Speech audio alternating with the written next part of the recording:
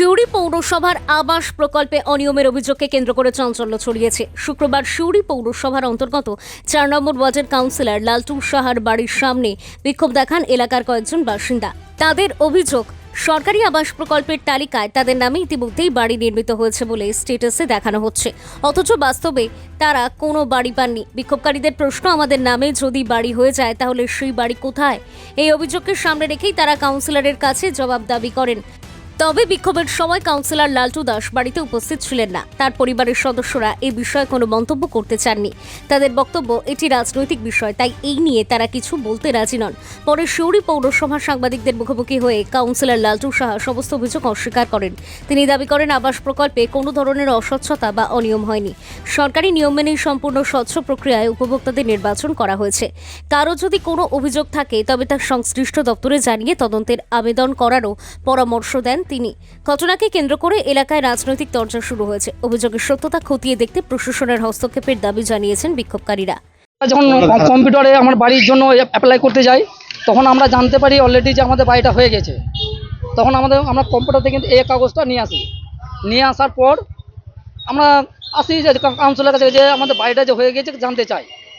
এখন উনি বেরিয়ে বলছে আমার ঘর ভাঙচুর করেছে, হ্যান করেছে। দেখুন, ওনার বাড়িতে সিসিটিভি ক্যামেরা আছে, উনি দেখতে পারবেন যে হ্যাঁ ওনার বাড়িতে ঘর ভাঙচুর করেছি না কি করেছি।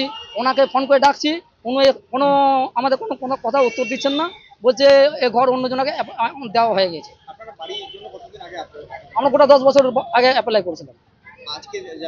আজকে জানতে পারলাম, তখন আমাদেরকে দেয়নি, বলছে পরে আসবে বলে আমাদেরকে এমনকি ইয়ে করে দিয়েছে।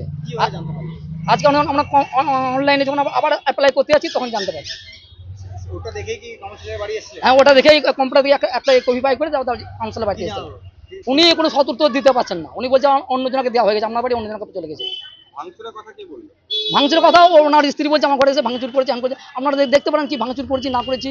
আপনারা গিয়ে এখনো যে আপনি দেখতে পারেন ওনার ঘরে সিসিটিভি ক্যামেরা বসানো আছে। আপনারা সিসিটিভি ক্যামেরাও দেখতে পারেন যে ভাঙচুর করা হয়েছে না কি করা হয়েছে। আমরা শুধু লক করেছি ঘরটাকে, যে বাড়িতে গেলে তো আমরা বাড়িতে লক করতে হবে। বাড়িতে আমরা লক করেছি আমার বাড়িতে, আর কিছু না। ওর বাড়িতে সিসিটিভি আছে, দেখতেই পারেন। হ্যাঁ, আমাদের মিথ্যা কথা বলা হয়েছে। ওনার বাড়িতে সিসিটিভি ক্যামেরা, যেমন এখন শিওর দেখো কি করেছে না। আমরা এখন প্রশাসনের কাছে যাবো, আমরা ওনার নামে এফআইআর করবো। আমাদের ঘরটা গেল কোথায়? হ্যাঁ, কাউন্সিলর নামে এফআইআর করবো। আমাদের ঘরটা গেল কোথায়? আমার নাম প্রদীপ হাজরা, 4 নম্বর ওয়ার্ডের বুথ সভাপতি। লালটু সাহা, ডাক নাম লালু সাহা, ভালো নাম হচ্ছে দেবদাস সাহা। আর এখানে টাউন বাবু যখন এই সময় আসে, টাউন বাবু আজকে আমি বাড়িতে ছিলাম না। আমি ঠিক 6:30টায় বাড়ি থেকে বেরিয়ে গেছি। আমার হাজবেন্ডও বাড়িতে নেই। আমার 2টি মেয়ে একা ছিল এবং রান্নার মেয়ে ছিল। সেই পরিস্থিতিতে আমার বাড়িতে আমার মেয়ে ফোন করছে। আমি যখন ইনডোরে ঢুকতে যাচ্ছি আমার মেয়ে ফোন করছে, আমার বাড়ির সামনে প্রচুর লোক, তুমি তাড়াতাড়ি ফিরে এসো। আমি ওই মুহূর্তে আমি কাকে ফোন করব কি করব আমি বুঝতে পারছি না। বলছে ওরা বাবাকে খুঁজছে, দরজা ভাঙার চেষ্টা করছে। এবার আমাদের এই দরজাতে ছিটকিনি মারা থাকে না, ওরা সেই লকটা খুলেছে, ভীষণভাবে ধাক্কা করছে। এখন চতুর্দিকে যে পরিস্থিতি, আমার 2টি মেয়ে প্রচণ্ড ভয়কে আতঙ্কগ্রস্ত হয়ে পড়েছে।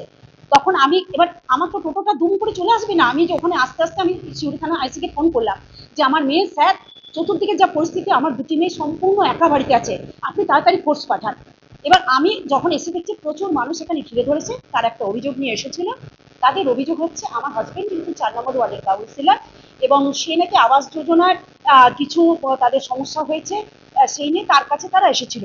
আমার বক্তব্য হচ্ছে, তারা যদি লালটু সাহের সাথে দেখা করতে বা দেবদাস সাহের সাথে দেখা করতে এসেছিল, উনি যে বাড়িতে নেই, আমার মেয়ে ওপর থেকে বলেছে বাবা বাড়িতে নেই, তবু তারা কেন আমার বাড়ির সামনে চিৎকার চেঁচামেচি করে আমার দরজা ভাঙচুর করার কেন চেষ্টা করলো? তারা ডাইরেক্ট তার সাথে কথা বলো, তারা প্রশাসনের কাছে যাক। প্রশাসনিকভাবে তাদের কি রাজনীতির সাথে আমার কোনো সম্পর্ক নেই, বা আমার 2টি মেয়ে কিন্তু রাজনীতি করে না, তাহলে আমরা তো তার উত্তর আমরা দিতে পারবো না। আবাস যোজনায় কি হয়েছে বা তার ভিতরের ব্যাপার কি, কার টাকা কোথায় গেছে? ওরা বলছে লালটু সাহা নাকি 80টা ঘরের টাকা নিয়ে গেছে। আমি শুধু একটা কথাই বললাম, লালটু সাহার অ্যাকাউন্টে চেক করে বেরিয়ে যাবে যদি 80টা ঘরের টাকা তার অ্যাকাউন্টে ঢুকেছে। প্রশাসনিকভাবে তার যদি শাস্তি হয় শাস্তি হবে। এবং এর ভেতরে রাজনীতির ব্যাপার, সত্যি কথা আমি রাজনীতির সাথে যুক্ত নই, আমি জানি না বা আমি বলতে পারবো না। আমার শুধু একটাই কথা, এই বাড়ির দলিলে এই বাড়িটা কেবলমাত্র দেবদাস সাহার নয়, সেই সঙ্গে বিপদ কারণ সার বাড়ি। এবং আমি একটা স্কুলের টিচার, আমার বাড়ি, আমার দুটি মেয়ে যাদের সঙ্গে রাজনীতির কোনো সম্পর্ক নেই, আমার বাড়িতে অতর্কিত এই আক্রমণ, আমি কিন্তু তার তীব্র ধিক্কার জানাই। এবং আমি সঙ্গে সঙ্গে শিউরি থানায় ফোন করেছি, সঙ্গে সঙ্গে প্রোটেকশন আমি পেয়েছি, আমি ধন্যবাদ জানাই।